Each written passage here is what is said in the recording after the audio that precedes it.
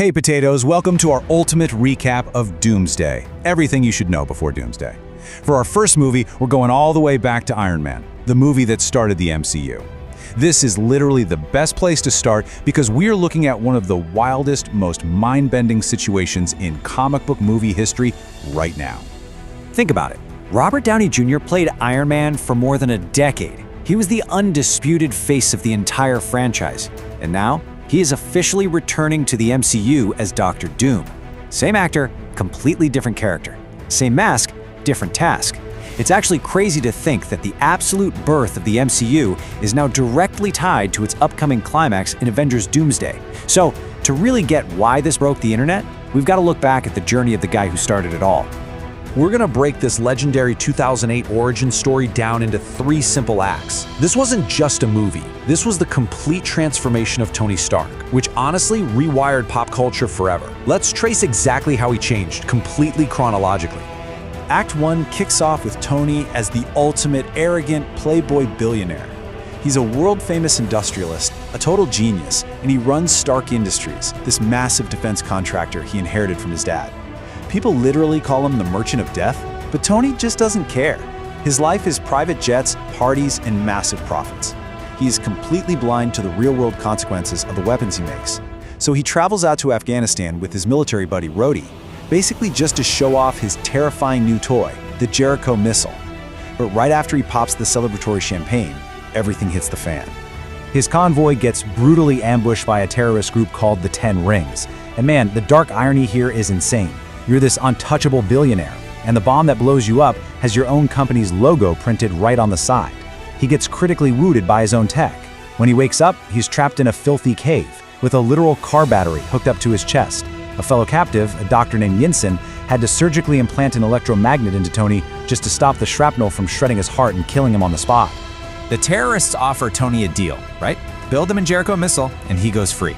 But Tony and Yinsen know that's a total lie. They're dead either way. So instead of making the missile, they use their captivity to fight back. Tony uses his absolute genius to secretly build a massive upgrade to that chest electromagnet. He creates a miniature, incredibly powerful arc reactor. And using that power source, they build this clunky, flame-throwing prototype suit of armor in a cave, literally with a box of scraps. The Mark I is born. But the 10 Rings catch on and attack the workshop before the suit is fully powered up. This leads to one of the most heartbreaking, pivotal moments in the entire MCU. Yinsen sacrifices himself to buy Tony the time he needs to power the suit. His dying words to Tony are just so heavy. Don't waste your life. Yinsen is the mirror that finally forces Tony to look at his dark legacy. That loss is the absolute catalyst that pushes Tony from a selfish billionaire to someone who feels a massive debt to the world. He busts out in the armor, torches the terrorists' weapons, and crashes out in the desert. Just look at the insane contrast in Tony's evolution here. He goes in as a totally detached war profiteer, and he crawls out of the desert as a desperate survivor determined to fix his mistakes. The trauma of the cave, seeing his weapons destroy innocent lives firsthand, and most importantly Yinsen's sacrifice, all of it forces him to wake up to the devastating reality of his empire. This is where he officially starts his journey toward becoming a responsible hero. That brings us to Act 2, a changed man. After Rhodey rescues him, Tony comes back home, demands an American cheeseburger, and instantly drops a total bombshell at a press conference. He announces Stark Industries is immediately shutting down its weapons manufacturing. His father's old partner, Obadiah Stane, who manages the company, nearly has a heart attack on the spot. He warns Tony that this incredibly reckless move is going to bankrupt the company and completely ruin his dad's legacy. But honestly, Tony doesn't care about the corporate panic. He locks himself in his home workshop and completely upgrades his mission. He develops the sleek, vastly superior Mark II and Mark III armors, plus an even better arc reactor. He even has his assistant, Pepper Potts, swap out his original chest piece. You know, the one she sweetly puts in that glass case engraved with proof that Tony Stark has a heart. But while he's busy building, Tony discovers something horrifying. Obadiah Stane is the one who has been secretly selling Stark weapons to terrorists, including the exact same group that kidnapped Tony. And now we hit Act 3, the final showdown. Tony finds out his weapons are actively being used to attack Yinsen's home village at that very moment, so he suits up in his brand new armor, flies straight to Afghanistan, and saves the villagers. But this directly triggers the ultimate terrifying showdown back home. Stane has reverse-engineered Tony's tech to build his own massive, terrifying suit. the Ironmonger. Tony has to take on the insane emotional toll of fighting the guy who is basically his surrogate father. He ultimately defeats Stane and saves his company from total corruption. After all the dust settles, Tony is handed this neat little cover story to read at a press conference. But in a move that completely shattered the standard superhero secret identity trope, he just tosses his cue cards aside and tells the world, "I am Iron Man," and then, right after the credits roll, Nick Fury steps out of the shadows to talk about the Avenger Initiative. That one single scene took a cool solo action movie and turned it into the absolute bedrock of the entire Marvel Cinematic Universe.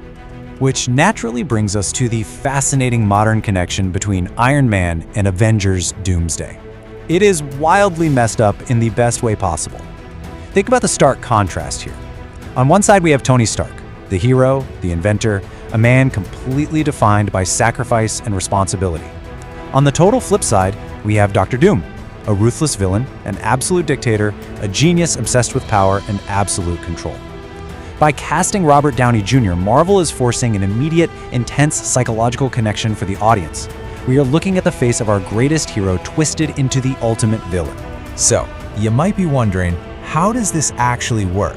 How can the exact same actor play a completely different character in the MCU? Well, the answer is the multiverse. As we've learned from shows like Loki and movies like Doctor Strange, the multiverse isn't just a simple straight line. It's a massive, complex web of layered timelines stacked on top of each other where different choices create infinite alternate realities.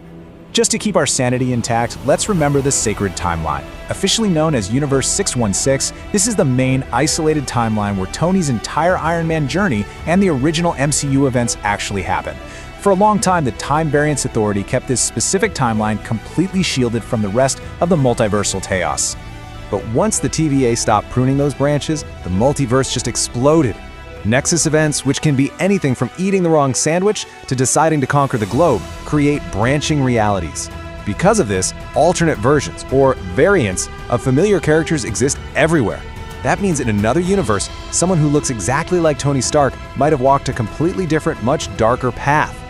Now, before we go too far down the rabbit hole, we have to draw a hard line here between confirmed facts and wild internet fan speculation. The confirmed fact is simple. Robert Downey Jr. is cast as Dr. Doom in Avengers Doomsday. That's it. Everything else about how he fits into the plot, pure, unadulterated fan theory. But man, some of these theories are too fascinating not to talk about. The first massive fan theory is the multiverse variant. A lot of people speculate that Dr. Doom might actually be a twisted, parallel counterpart of Tony Stark from an alternate universe. Imagine a Tony who survived that cave in Afghanistan, but instead of learning humility and responsibility, he decided the only way to protect the world was to literally put a suit of armor around it by ruling it with an iron fist. It perfectly explores the much darker side of the genius and technology themes we already associate with Tony. Then there's the second theory, which is honestly just terrifying: psychological warfare. This suggests Doom might not be a Tony variant at all, but a completely different entity, deliberately using Tony's familiar face to manipulate and emotionally shatter the remaining Avengers. I mean, imagine Tom Holland's Spider-Man having to fight a ruthless monster wearing his dead mentor's face. It is maximum emotional confusion for the characters and for us, the audience. Regardless of his exact origin, Doom's arrival is almost certainly tied to something catastrophic called incursions. Like we saw with the Illuminati and Doctor Strange, an incursion is a multiversal collision. Two universes smash together, and if it's left unchecked, one or both realities are completely destroyed. This isn't just about a city getting blown up, we're talking about entire universes wiping each other out of existence, which raises the stakes for Doomsday to a level we've never seen before. And that ties into a terrifying new concept we learned about in Deadpool and Wolverine, the anchor being. This is an essential entity that literally holds their entire reality together. If they die, their universe slowly begins to unravel. This just proves that the MCU's stability is incredibly fragile right now. It's a dying, fracturing web, making it absolutely ripe for a brilliant, ruthless dictator like Dr. Doom to step in and seize control. So I've got to ask you guys, is Dr. Doom just Tony Stark's darkest shadow? Is he a variant who made all the wrong choices? Or is he a completely different monster just using a dead hero's face to conquer a broken multiverse? Drop your wildest theories in the comments below.